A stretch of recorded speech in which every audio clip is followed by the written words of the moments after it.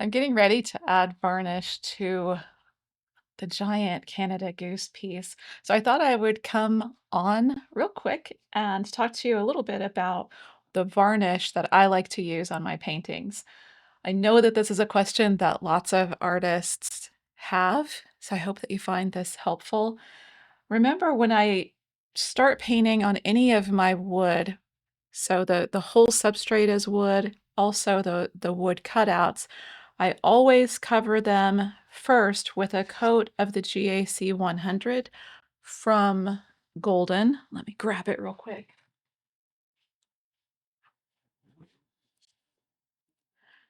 So that is like the first barrier coat that I put on the piece.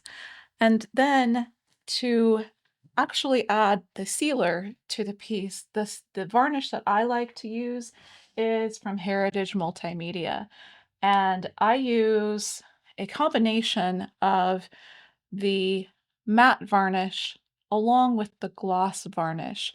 So what this gives me is something sort of in between, not matte, but not real glossy, sort of a satin type finish. So that's what I'm going to be adding to this piece. This piece has been sitting on my um, display upstairs for a few months. So I want to make sure that it's all clean and ready for the application of the varnish. So let me get it all ready and I'll be back for adding some varnish. I have my varnish all mixed and just add it to this little container and make sure that it's nicely shaken. We don't have to worry about this particular varnish.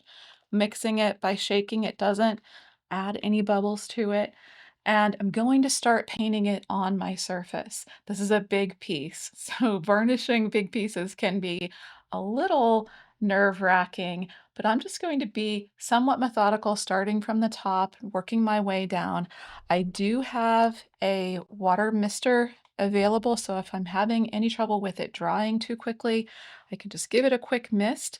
I will be trying not to add too much moisture into my container. I don't want it to mold over time. So I am just going to get started applying this to my painting.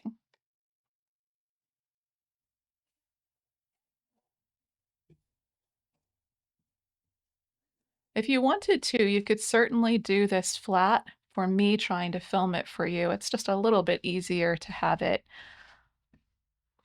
up on the easel like this. But I'm just going to do a really thin coat across the whole surface. If I need to, I can certainly come back in and add another coat. I don't have to. It just depends upon how the surface is looking. If I want it to be just a little bit shinier, I can just add another layer of the varnish to the piece.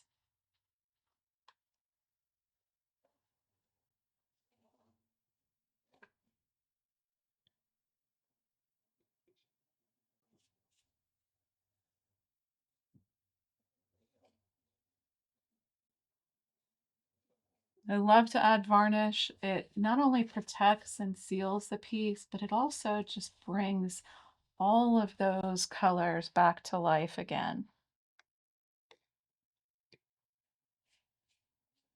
When you're sealing around wood cutouts like I am here, it just takes just a little bit of extra patience to get into all of those areas and make sure that everything is really well covered and sealed. And of course, you can look at it across the light shine to make sure that you've covered everything as you continue to work forward.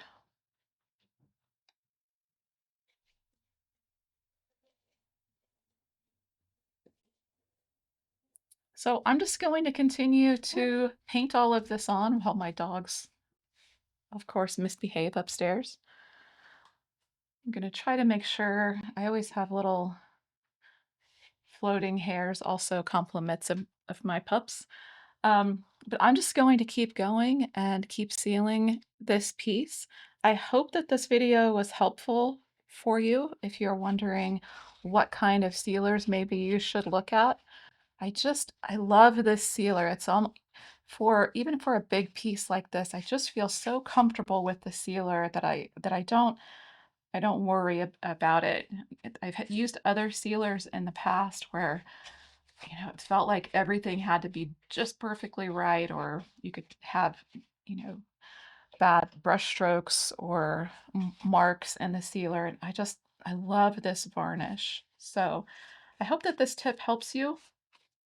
This Canada Geese painting is part of the membership classes at Shelley Parker Art. So if you're interested in learning how to paint this piece, be sure that you check out our Patreon page and join us there. You can join the membership and get all of the class videos for all of our lessons, or if you're just interested in just learning how to paint the geese, you can certainly get just that class by itself.